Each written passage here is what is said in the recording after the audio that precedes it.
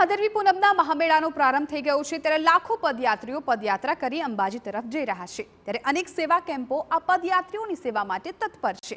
ભાદરવી પૂનમનો સૌથી મોટો સેવા કેમ્પ અંબિકા સેવા કેમ્પ અને ખુલ્લો મુકાયો હતો। પદયાત્રીઓની સેવા માટે આ સેવા કેમ્પ ખુલ્લો મુકાયો। 1000થી વધારે લોકો અહીં વિસામો કરે તેવી વ્યવસ્થા છે। 2000થી વધુ લોકો અહીંયા જમી શકે તેવી વ્યવસ્થા છે। મેડિકલ સારવાર અને ચા પાણી સહિત નાસ્તાની પણ સેવા પદયાત્રીઓને મળી રહી છે।